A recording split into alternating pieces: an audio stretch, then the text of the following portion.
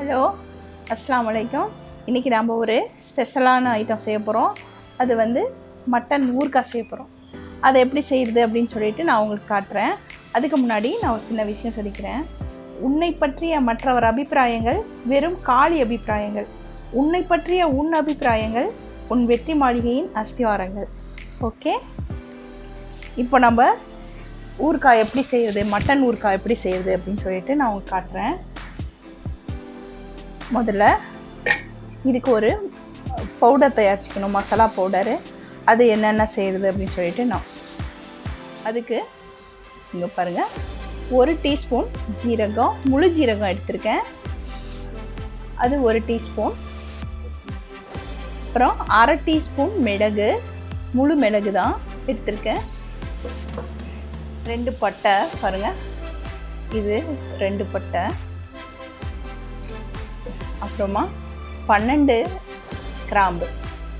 நான் 1/2 kilo mutton எடுத்திருக்கேன், அதுக்கு தான் இந்த அளவு சொல்லிகிட்டு இருக்கேன். இது வந்து 12 கிராம்பு. 1 டீஸ்பூன் கடுகு. அதை இதில் போட்டு இதை பொடி பண்ணிக்கிறோம். ஃபஸ்ட்டு இதை பொடி பண்ணிவிட்டு நான் உங்கள்கிட்ட காட்டுறேன். ஓகே, இப்போது மட்டன் ஊறுகாய் செய்கிறதுக்கு 1/2 கிலோ மட்டன் எடுத்திருக்கோம். மட்டன் பாருங்கள், பீஸு இவ்வளோ சின்ன சின்னதாக இருக்கணும். இப்படி தான் இருக்கணும் ஒரு பீஸு. இப்படி இருந்தால் தான் ஊறுகாய் செய்ய முடியும். அதனால் சின்ன சின்ன பீஸாக கட் பண்ணிக்கோங்க. அது நான் இதில் போட்டுக்கிறேன். இதில் 2 டீஸ்பூன் மிளகாத்தூள், 1 டீஸ்பூன் மஞ்சள் தூள். முதலையே நான் மட்டனையும் மஞ்சள் தூளில் கழுவி வச்சுருக்கேன். 1 table spoon ginger garlic paste.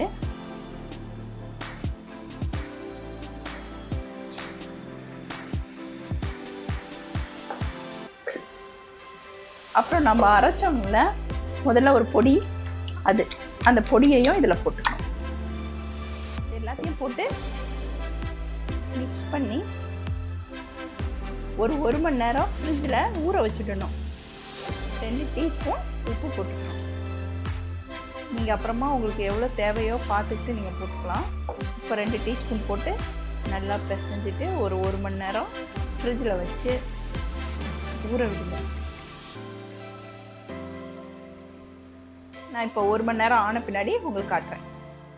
இப்போது நம்ம 1 மணி நேரம் ஊற வச்சு மட்டனை எடுத்துகிட்டு வந்தாச்சு. அதை இதில் போட்டு குக்கரில் போட்டு வேக வைக்கணும். இதை கழுவி அதில் ஊற்றி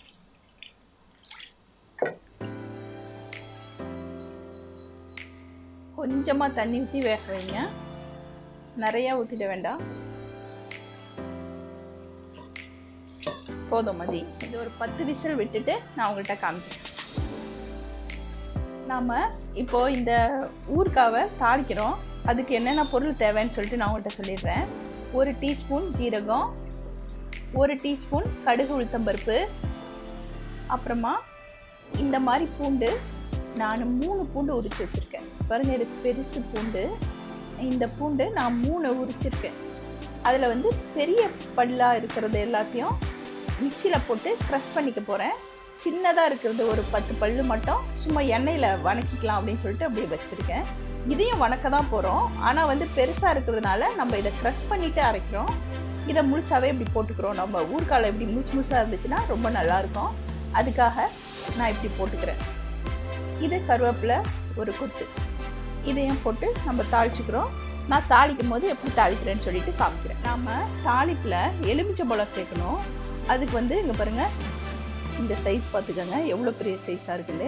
இது மாதிரி 5 பழத்துலேருந்து ஜூஸ் எடுத்து நம்ம அதில் சேர்த்துக்கணும். பார்த்துக்கோங்க நல்லா. இதை விட சின்னதாக இருந்துச்சு அப்படின்னா 10 பழம் நீங்கள் சேர்த்துக்கணும். இதே சைஸ் இருந்துச்சுன்னா நீங்கள் 5 பழம் சேர்த்துக்கிட்டா போதும். ஓகேங்களா? நான் அப்புறம் அதை புழிஞ்சிட்டு உங்கள்கிட்ட காட்டுறேன். இது மாதிரி 5 பழம். ஓகேங்களா? ஓகே, இப்போ நம்ம மட்டன் வெந்துருச்சு. இந்த தண்ணியை எல்லாத்தையும் நம்ம சுண்ட வைக்கிறோம். நல்லா இந்த தண்ணி ஒன்று கூட இல்லாமல் சுண்டணும். அதை ஃபஸ்ட்டு நம்ம இப்போ சுண்ட வச்சுக்கலாம். இதை சுண்ட வச்சுட்டு நான் உங்கள்கிட்ட காமிக்கிறேன். ஃபுல்லு தண்ணியும் ட்ரையாக ஒன்று வந்துச்சு. இந்த மட்டன் ஃபுல்லும் ஒன்று கூட தண்ணியே இல்லாமல் கிளியராக சுண்டணும். ஓகே, நான் அப்புறம் காமிக்கிறேன் உங்களுக்கு சுண்டணுன்னு. பாருங்கள், இப்போ நல்லா சுண்டி வந்துருச்சு. இன்னும் நல்லா கொஞ்சம் சுண்டணும். நான் இப்போ காமிக்கிறேன் உங்கள்கிட்ட எப்படி இருக்குன்னு சொல்லிட்டு. இப்போயே வாசம் ரொம்ப நல்லா இருக்குது. ஓகே, இப்போ நல்லா சுண்டிடுச்சு. நம்ம இப்போ தாளிக்க ஆரம்பிக்கலாம். இப்போது நம்ம ஊறுகாவை தாளிக்க போகிறோம்.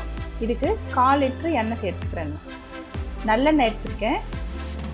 எண்ணெய் இதுக்கு கொஞ்சம் அதிகமாக தான் வேணும், அதனால் நான் 1/4 லிட்டர் எடுத்துருக்கேன். இது சூடு வரட்டும்.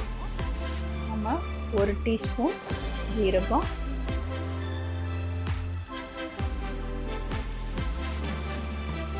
1 டீஸ்பூன் கடுகு உளுத்தம் பருப்பு போட்டுக்கிறோம். நல்லா வெடிக்கட்டும். கடுகு இந்த கருவேப்பிலை,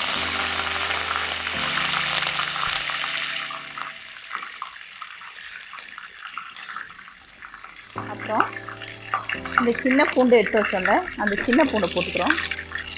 அரைச்சி ப்ரெஸ் பண்ணி வச்சோம்ல, அந்த பூண்டையும் போட்டுக்கிறோம். இப்போ இது எல்லாத்தையும் நல்லா வணக்கும்.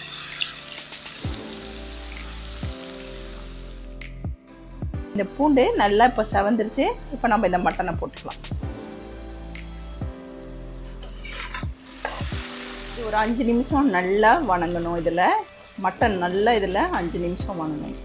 அது வரைக்கும் வெயிட் பண்ணணும். ஸோ ஓகே, இப்போ நல்லா பாருங்கள், இப்போ 5 நிமிஷம் நல்லா வணங்கிடுச்சு. இப்போ நம்ம இதில் அந்த 5 எலுமிச்சை பழம் எடுத்தோம் இல்லைங்களா, அந்த சாறை இதில் ஊற்றி இன்னும் ஒரு 5 நிமிஷம் நம்ம இதை கொதிக்கணும். உங்களுக்கு உப்பு எப்படி தேவை என்ன எதுன்னு சொல்லி பார்த்துக்கிட்டு அப்புறமா நீங்கள் போட்டுக்கோங்க. எங்களுக்கு போதும். இந்த ஊறுகாயை நீங்கள் சாப்பாட்டுக்கும் போட்டு சாப்பிட்லாம். ஒரு 5 நிமிஷம் கொதிச்ச உடனே அப்புறம் நான் உங்களுக்கு நம்மளோட ரொம்ப ரொம்ப டேஸ்டியான ஊறுகாய் ரெடி ஆகிடுச்சு. நீங்கள் இதெல்லாம் செஞ்சு பார்க்கணும். ரொம்ப டேஸ்டியாக இருக்கும். இதை 2 மாதத்துக்கு நீங்கள் வச்சுக்கலாம். ரொம்ப ரொம்ப நல்லாயிருக்கும். எல்லோரும் கண்டிப்பாக செஞ்சு பார்க்கணும். ஓகே, நான் அடுத்த வீடியோவில் உங்களை சந்திக்கிறேன். நம்மளோட சூப்பரான ஊறுகாய் ரெடி ஆகிடுச்சு. இது சாம்பார் சாதம், அப்புறமா நம்ம வெளியே எங்கேயாவது போகும்போது சப்பாத்திக்கு கூட நம்ம தொட்டுக்கலாம். ரொம்ப நல்லாயிருக்கும். நீங்கள் எல்லோரும் கண்டிப்பாக செஞ்சு பார்க்கணும். இதை பாட்டிலில் ஸ்டோர் பண்ணி ஃப்ரிட்ஜில் வச்சுக்கோங்க. 2 மாதத்துக்கு ரொம்ப நல்லாயிருக்கும், வீணாக போகாது. நீங்கள் செஞ்சு பாருங்கள். ஓகே, நான் அடுத்த வீடியோவில் சந்திக்கிறேன்.